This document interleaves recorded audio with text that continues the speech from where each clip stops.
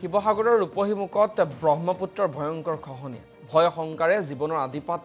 গ্ৰহণ কৰিবলগীয়া হৈছে শিক্ষাৰ্থীসকলে খহনীয়াই বিপদ মাতিছে 528 নম্বৰ ৰূপহীমুখ প্ৰাথমিক বিদ্যালয়লৈ যিকোনো মুহূৰ্ততে লুইতত জাহ যাব পাৰে বিদ্যালয়খন আৰু প্ৰশাসনক অৱগত কৰাৰ পাছতো গুৰুত্ব নিদিয়াৰ অভিযোগ উত্থাপন হৈছে ব্ৰহ্মপুত্ৰৰ খহনীয়াত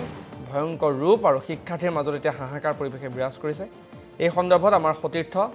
নৱকুমাৰ চেতিয়াৰ এটা প্ৰতিবেদন আগবঢ়াইছে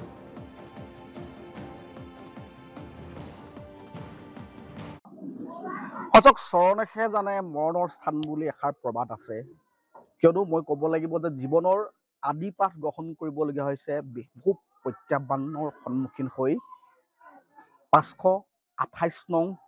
ৰূপহীমুখ যি প্ৰাথমিক বিদ্যালয় কণ ছাত্ৰ ছাত্ৰীসকলে ঐতিহাসিক শিৱসাগৰ জিলাৰ দিখৌমুখৰ যি 528 নং ৰূপহীমুখ বালিগাঁও প্ৰাথমিক বিদ্যালয় এই ৰূপহীমুখ বালিগাঁও প্ৰাথমিক বিদ্যালয়ৰ যিসকল কণ ছাত্ৰ ছাত্ৰী আছে এই কণ ছাত্ৰ ছাত্ৰীসকলে আচলতে সংখ্যা ভয়ৰ মাজেৰে নিতৌ পাঠদান আচলতে গ্ৰহণ কৰিবলগীয়া হৈছে এই বিদ্যালয়ত কিয়নো বিদ্যালয়খনৰ নতি দূৰত আচলতে 12 ফুট দূৰতে অৱস্থিত বুঢ়ালুইত অৰ্থাৎ মহাবাহু ব্ৰহ্মপুত্ৰ আৰু এই ব্ৰহ্মপুত্ৰই ভাবুকি যি গৰাখহনীয়া আছে গৰাখহনীয়াই ভাবুকি কঢ়িয়াই আনিছে এই সকল কণ ছাত্ৰ ছাত্ৰীৰ জীৱনলৈ নিশ্চয় ক'ব লাগিব যিহেতুকে 1 নল দূৰতে অৱস্থিত এই যি মহাবাহু ব্ৰহ্মপুত্ৰ আৰু প্ৰতি বছৰে যি ব্ৰহ্মপুত্ৰৰ যি গৰাখহনীয়া এই গৰাখহনীয়াই কিন্তু এই বিদ্যালয়খনলৈ ইতিমধ্যে ভাবুকি কঢ়িয়াই অনা দেখিবলৈ পোৱা গৈছে নাই কোনো জলসম্পদ বিভাগৰ খা খবৰ নাই কোনটো জিলা প্ৰশাসনৰ ইতিমধ্যে কিন্তু বিদ্যালয়ৰ প্ৰধান শিক্ষকে ধৰি সকলোৱে ইতিমধ্যে জিলা প্ৰশাসনৰ কাষ চাপিছে যদিও আজি পৰ্যন্ত তেওঁলোকক কোনো ধৰণৰ সঁহাৰি ইতিমধ্যে জনোৱা নাই জিলা প্ৰশাসনে মূলত বিদ্যালয়খনৰ প্ৰধান শিক্ষকগৰাকী আছে মই তেওঁৰ ওচৰলৈ পোনে যাম কি ক'ব দেখিবলৈ পোৱা গৈছে 12 ফুট নিলগতে মহাবাহু ব্ৰহ্মপুত্ৰ আৰু ইয়াতে আপোনালোকে কণ ছাত্ৰ ছাত্ৰীসকলক পাঠদান দিবলগীয়া হৈছে কেনেকুৱা কি ক'ব আপুনি কিমান ভয় আচলতে আপোনালোকৰ মনত উদয় হয় আৰু কেনেদৰে পাঠদান কৰি আছে আপোনালোকে ক'বলৈ ভাষাই নাই এই ক্ষেত্ৰত আমি প্ৰতিটো মুহূৰ্তত বিভাগীয়ভাৱে আমি যোগাযোগ ৰাখি আছোঁ বিভাগীয়ভাৱে জনাই আছোঁ আমাৰ লোকেল MLA ক জনাইছোঁ আমাৰ প্ৰশাসনক জনাইছোঁ তৎসত্ত্বেও আমাৰ ইয়াত একো এটা ইনষ্টিটিউট নোলোৱাৰ কাৰণে আমাৰ যথেষ্ট সন্দিহান হৈছে যিহেতুকে কণ ল'ৰা ছোৱালী একেবাৰে নাতি দূৰতে গৰা কেনেবাকৈ যদি কিবা এটা অঘটন হয় যাতে নহওক সেই ভাৱতে ভগৱন্তক ধ্যান দি পেলাই আমি দৈনিক কাৰ্যসূচী আগবঢ়াই লৈ গৈ আছোঁ গৈ থকাৰ উপৰিও সিদিনা দুদিনত ল'ৰা ছোৱালী খেলিবলৈ যাওঁতে দুদিনত দুটাকৈ বল ব্ৰহ্মপুত্ৰই উটুৱাই লৈ গৈছে এইবোৰ কৰাৰ উপৰিও আমি ক্লাছত 5টা ক্লাছ আমি 3জন শিক্ষক 3জন শিক্ষকে কোন মুহূৰ্তত কি হয় পাত্তা নাপায় ল'ৰা ছোৱালীৰ কথা পটককৈ ক'ত দৌৰি গৈ কি কৰে তাৰো ঠিকান নাই দিলে আমি ভাল পাম যিহেতুকে ল'ৰা ছোৱালী চকীদাৰৰ নিচিনাকৈ এজন শিক্ষক অতিৰিক্ত শিক্ষক লাগেই এইহেতু আমি 3জনে ক্লাছ কৰিম নে গেট ৰখীয়া হ'ম কেতিয়াবা যথেষ্ট মানে কিবা সমস্যাৰ সন্মুখীন হয় তাতে সৰু ল'ৰা ছোৱালী মুহূৰ্তত ছাৰ বাহিৰৰ পৰা আহোঁ কোনটো বাহিৰলৈ যায় তাৰো ঠিকানা নাই এইটো কাৰণে নিশ্চিতকৈ ক'ব লাগিব আচলতে বিভিন্ন ধৰণৰ সমস্যা আছে আচলতে আৰু বিপদ আৰু ক'ব লাগিব যে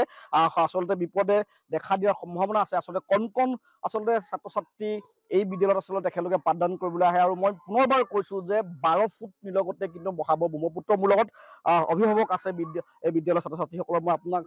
ওচৰলৈ আহিছোঁ কি ক'ব আচলতে আপুনিও নিজৰ সন্তানটোৰ লগতে আচলতে বিদ্যালয়ত থাকিবলগীয়া হৈছে কেনেকুৱা অনুভৱ আচলতে আপুনি কি শংকা আপোনাৰ মনত আচলতে সদায় উদয় হয় হয় আমাৰ ছাত্ৰ ছাত্ৰীসকল একেবাৰে সৰু হৈ আছে অংগনবাড়ী কেন্দ্ৰত পঢ়ি আছে আমি বহুত শংকাৰ মাজেৰে থাকিব লগা হয় স্কুলতে থৈ আমি নৈ কাষতে বহি থাকিব লাগে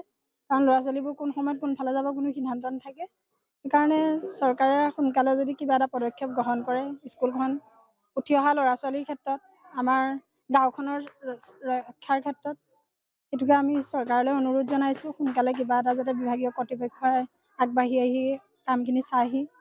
ইয়াৰ এটা সমাধান কৰি দিয়ে আৰু নিশ্চয়কৈ প্ৰতি বছৰে কিন্তু মহাবাহু ব্ৰহ্মপুত্ৰ ইয়াৰ যি গৰা আচলতে প্ৰতি বছৰে খহাই নিয়া আচলতে দেখিবলৈ পোৱা গৈছে আৰু মোৰ লগত বিদ্যালয়ৰ সহকাৰী শিক্ষয়িত্ৰী আছে বাইদেউ কি ক'ব আচলতে প্ৰতি বছৰে ব্ৰহ্মপুত্ৰই গৰা খহাই নিয়ে আছে আৰু আপোনালোকৰ বিদ্যালয়খনলৈ কিন্তু ভাবুকি কঢ়িয়াই আনি আছে কেনেকুৱা ধৰণৰ আচলতে আপোনালোকে বিপদ দেখা পাইছে আপুনি এই ব্ৰহ্মপুত্ৰৰ গৰাখহনীয়াৰ যোগেদি? আচলতে সেইটো আমি এতিয়ালৈকে আমি অনুভৱ কৰিব পৰা নাই, আমি ভাবিব পৰা নাই কোনটো পৰ্যায়ত কেনেকৈ কৰিলে আমি এই মানে দুৰ্যোগৰ পৰা আমি কেনেকৈ আমি সমাধান পাম, সেইটো আমি ভাবিব পৰা নাই। মানে আমি চৰকাৰক বাৰে বাৰে আমি অনুনয় বিনোদন কৰিয়ে আছোঁ, তেওঁলোকক আমি কৈয়ে আছোঁ, প্ৰতি বছৰে আমি তেওঁলোকক হেৰি কৰি আছোঁ যে আমাক অন্য একো নহ'লেও চালি এখন দিয়ক, যাতে আমি ল'ৰা ছোৱালীকেইটা নিৰাপদ ঠাইলৈ আমি নিব পাৰোঁ। কিন্তু তেওঁলোকে আমি যাওঁতেনে তেখেতলোকে কয় মানে শলাগ লয়, তাৰপিছতে 2-এদিন হেৰি কৰাৰ পিছতে তাৰপিছত নাই, একো কাণসাৰ নিদিয়ে আৰু গুৰুত্ব নিদিয়ে। তেনেকৈ আজি বহুদিনৰ পৰা আমি আৰু প্ৰায় 7-8 বছৰ আমি এনেকৈয়ে কটাই আছোঁ। আমি একমাত্ৰ ভগৱানকে খাটি আছোঁ, ভগৱানে যাতে একো অপায় মংগলৰ ভাগি নকৰে, আমাক যাতে ভগৱানে ভালদৰে চলাই থাকে। মই সেই দৃশ্য আচলতে মই দেখুৱাবলৈ আচলতে যত্ন কৰি মই পুনৰবাৰ কৈছোঁ যে আচলতে এক নল আচলতে 12 ফুট নিলগতে মহাবাহু ব্ৰহ্মপুত্ৰ। আৰু মই